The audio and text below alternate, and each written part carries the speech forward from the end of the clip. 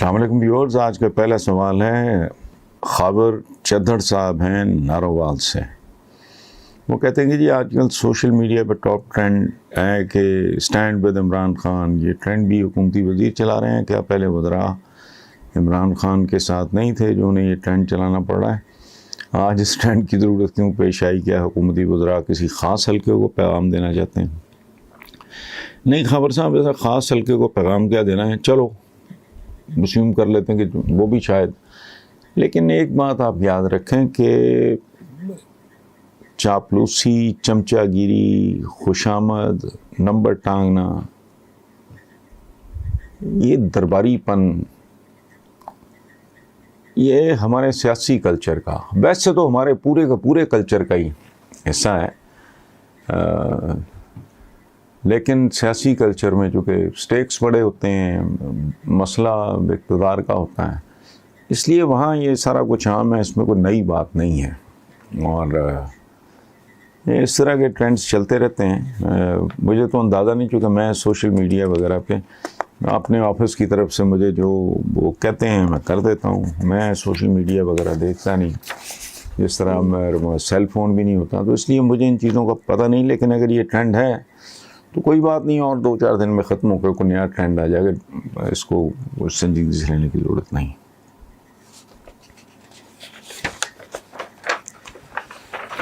یہ سوال ہے علی شکیل ہیں اسلام آباد سے۔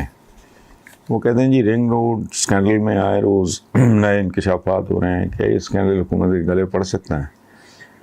عمران خان اس وقت پریشر میں ہیں یا پھر وہ ماضی کی طرح اس معاملے کو بھی حل کرنے میں کامیاب ہو جائیں گے؟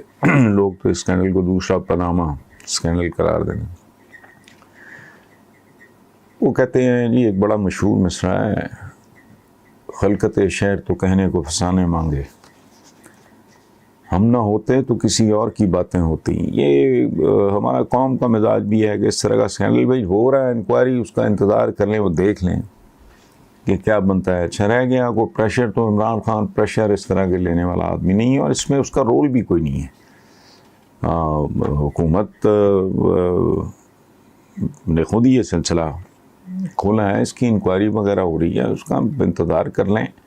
اور یہ جو آپ کہہ رہے ہیں کہ گلے پڑ سکتا ہے، تو یہ اسکینڈل حکومت کے گلے تو اس نے کیا پڑنا ہے؟ حکومت جو خود ہی اپنے گلے پڑی ہوئی ہے وہی بہت کافی ہے۔ اور ایک بات میں آپ کو بتا دوں، دیانتداری کا تقاضا یہ ہے کہ عمران اگر اپنی ٹرم نہیں پوری کرتا تو یہ پاکستان کے ساتھ بہت بڑی زیادتی اور عوام کے ساتھ، چونکہ یہ بات جو ہے نا، یہ ونس فار آل یہ ٹنٹا ختم ہونا چاہیے کہ آپ نے جو وعدے کیے تھے، اور کوئی لمبی توپ نہیں چل سکتی، لیکن یہ ہو سکتا ہے کہ الیکشن سے یہ اپنی ٹرم پوری کریں اور اینڈ آف دا ٹرم ایک میسج چلا جائے کہ حالات نے بہتری کی طرف کروٹ لینا شروع کر دی ہے، تو پھر اس کا کریڈٹ بنتا ہے۔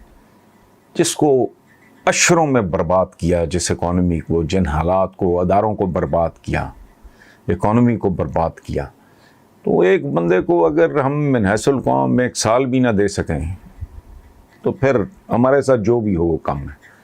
سو ایٹ ایوری کاسٹ جو بھی ہو برداشت کریں، ہمت کا ثبوت دیں، اور یاد رکھیں صبر کہتے ہیں مستقل مزاجی کو، چھتر کھا کے لیٹے رہنا صبر نہیں ہوتا، اسٹیڈ فاسٹنس انگریزی میں اس کا ترجمہ یہ بنتا ہے۔ تو یہ جتنے بھی اس طرح کے سوال، اسکینڈلز، یہ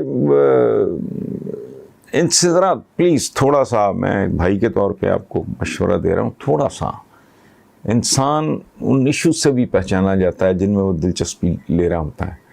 شخصیات پہ گفتگو کرنی ہے، اس طرح کے اسکینڈلز وغیرہ کی طرح میکرو لیول پہ سوچیں، ہمارے مسائل کیا ہیں، ہمارا اصل مسئلہ کیا ہے، تو اس کو ریزالو کرنے کے لیے۔ اور پھر اگر یہ اپنے بھی کہا ہے کہ حکومت گلے پڑ جائے تو گلے پڑ جائے گا، پھر کیا ہو جائے گا؟ تو جن لوگوں کو، اور میں کیا ان کے لیے لفظ استعمال کروں، آپ نے اتنی بار آزمایا ہے، تو ایک ٹرم پوری کرنے دیں. اینڈ آف دا ٹرم میں یہ نہیں کہہ رہا کہ کوئی بڑی توپ چل جائے گی، لیکن مجھے اس بات کا یقین ہے کہ عمران کی ٹرم مکمل ہونے کے آخر پہ ایک میسج ضرور چلا جائے گا. میرا خیال ہے، اللہ کرے ایسا ہو، کہ لوگوں کو اگر یہ فیلنگ آ جائے نا کہ بھئی کام چل پڑا ہے، حالات بہتری کی طرف جا رہے ہیں، تو پھر وہی ملک کے لیے بہتر ہوگا. وہ کہتے ہیں کہ جی آج کی بڑی خبر یہ ہے کہ 2 ممالک نے دوستانہ معاہدے پہ چلتے ہوئے ادھار تیل دینے کا فیصلہ کیا ہے. وزیر اطلاعات کے مطابق سعودی عرب پاکستان کو پھر ادھار تیل دے گا.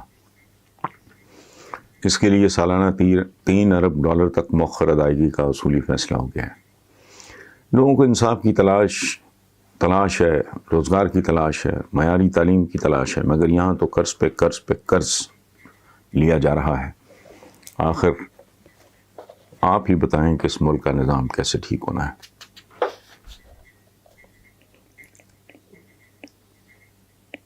احمد بھٹی صاحب، یہ نظام ٹھیک نہیں ہو سکتا. یہ میری اوپینین ہے، غلط ہو سکتی ہے. ہمارے ایک بہت مشہور رائٹر ہیں کرنل شفیق الرحمان، بیسیکلی وہ ڈاکٹر تھے، جنرل کے طور پہ ریٹائر ہوئے. بہت باکمال آدمی تھے. ان کی کتابیں بے شمار، حماقتیں، مزید حماقتیں. بچپن میں بہت پڑھا میں نے ان کو. ان کی کتاب کا ایک ٹکڑا مجھے نہیں بھولتا. وہ جج صاحب کا بیٹا یا پوتا ہے، وہ جاتا ہے سائیکل کی دکان پہ اور وہ کہتا ہے انکل یہ میرا اس سائیکل پہ پھر پنکچر ہو گیا ہے، تو یہ اس پہ آپ پنکچر لگا دو. دکاندار یا وہ سائیکل والا وہ ٹائر کے نیچے سے وہ ٹیوب نکالتا ہے اور وہ کہتے ہیں کہ ننے میاں یہ ٹیوب دیکھو، میرے ہی ہاتھوں سے اس پہ اتنے پنکچر لگے ہوئے ہیں کہ اب اس پہ مزید پنکچر نہیں لگ سکتا. تو بیٹا بہتر ہے ٹیوب، پوری کی پوری ٹیوب تبدیل کرو. سو احمد بھٹی صاحب، اس نظام کو ڈینٹنگ پینٹنگ کر کے، اس پہ میک اپ کر کے یا ایون کاسمیٹک سرجری کر کے آپ کچھ بھی نہیں نکال سکتے. کوئی توقع خیر کی موجودہ نظام سے نہیں. یہ 1800 کتنے کے قوانین ایک مذاق بنا ہوا ہے.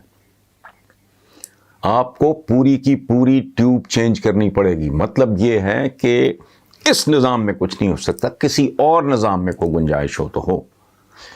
یہ عہد حاضر کے ساتھ، ہماری آج کی ضروریات کے ساتھ، آج کی ہماری امنگوں کے ساتھ، آج کی ہمارے اندرونی حالات کے ساتھ، آج کے گلوبل حالات کے ساتھ یہ لگا ہی نہیں کرتا. یہ گلا سڑا، بدبودار اور غلیظ ترین نظام ہے. اور بے شمار ماڈلز پوری دنیا میں موجود ہیں. میں تو اکثر کہتا ہوں کہ یہ اتنے گئے گزرے لوگ ہیں یا پتہ نہیں، یہ چاہتے ہی نہیں کہ بھائی مختلف جگہ سے اپنے کلچر، اپنی ثقافت، اپنی عادات، اطوار، دین کے حوالے سے تم مختلف جگہ سے پک کر کے بنا لو. یہ تو کوئی اوکھا کام نہیں. سو میرا کنسیڈرڈ اوپینین یہ ہے، یہ عجیب بات ہے، آپ نے کیا نہیں آزمایا. قائد اعظم محمد علی جناح، ان جیسا تو خیر ہماری برصغیر کی تاریخ میں تو ان جیسا بندہ ہی کوئی نہیں ہے. ان کے تو جو ان سے اختلاف رکھتے تھے وہ بھی کہتے تھے ہی از دا اونلی مسلم. کیا کہتے تھے؟ He is the only Muslim who is unpurchasable and incorruptible. نہ اسے کرپٹ کیا جا سکتا ہے، نہ خریدا جا سکتا. باقی تو کچرا رہا بعد میں بہت سا. جو ایک آدھ ڈھنگ کے تھے ان کو ٹائم نہیں ملا. گزارش یہ ہے، آپ نے کیا چھوڑا اس ملک میں؟ بھٹو جیسا بیرسٹر دیکھ لیا، شوکت عزیز جیسا بینکر دیکھ لیا، نواز شریف اینڈ کمپنی جیسا تاجر، اور تاجر بھی وہ جو بہت نیچے سے اٹھ کے اوپر آیا، یعنی پورے تجربے سے گزرا ہوا، وہ بھی آپ نے دیکھ لیا. آپ نے یہاں وہ جو بلوچستان کے تھے، ہمارے نام بھول رہا ہوں میں، پرویز مشرف صاحب کے زمانے میں وزیر اعظم بنے، وہ بھی دیکھ لیے۔ معراج خالد صاحب جیسے، اللہ انہیں غنی کی رحمت کرے، درویش بھی دیکھ لیے، اور محترمہ بے نظیر بھٹو جیسی خاتون بھی آپ نے دیکھ لیں۔ اب آپ عمران خان کو دیکھ رہے ہو اور ان کا عہد ماشاءاللہ بھگت رہے ہو، تبدیلی دیکھ رہے ہو، تو مجھے بتائیں کہ میں بے شمار نام جان کے حذف کر گیا ہوں، لمبی تاریخ ہے ہماری یہ حکمرانوں کی۔ اچھا فوجی آپ نے دیکھ لی ہے، ایوب خان بڑا کلاس کا آدمی تھا، کوئی شک نہیں۔ Yahya Khan was an excellent soldier, کوئی شک نہیں، پڑ گیا اس کے کھاتے میں بنگلہ دیش، ایکسلنٹ سولجر۔ پرویز مشرف صاحب مجھے بہت پسند ہیں، یہ سارے بیچارے کیا کر سکے، چند چور چکار بھی نکلے، ڈکیت نکلے، نام کیا لینے، باقی تو ایسے نہیں۔ بھٹو صاحب پہ تو کوئی الزام نہیں ہے لوٹ مار کا، عمران پہ ذاتی طور پہ کوئی الزام لگ ہی نہیں سکتا اس قسم کا۔ تو کیا ہے، نہ وکیل چھوڑے آپ نے، نہ جاگیردار چھوڑے آپ نے، نہ صنعت کار چھوڑے آپ نے، نہ بینکار چھوڑے آپ نے، بینکر بھی ہوا کچھ بھی نہیں، بد سے بدتر۔ وجہ کیا ہے؟ ہم لوگ اس کنویں سے بوکے بالٹیاں نکال رہے ہیں پانی کی، کتا اندر کا اندر ہے، جب تک کتا نہیں نکالتے مجھے کوئی تبدیلی دکھائی نہیں دیتی، اور دعا میری یہی ہے کہ اللہ کرے اسی میں وہ معجزہ ہو جائے۔ میری عقل ناقص ہوگی، میں دعویٰ نہیں کر رہا، آپ نے مجھ سے میری رائے لی ہے تو میں نے ترجیح آپ کی خدمت میں پیش کر دی ہے۔ Thank you very much.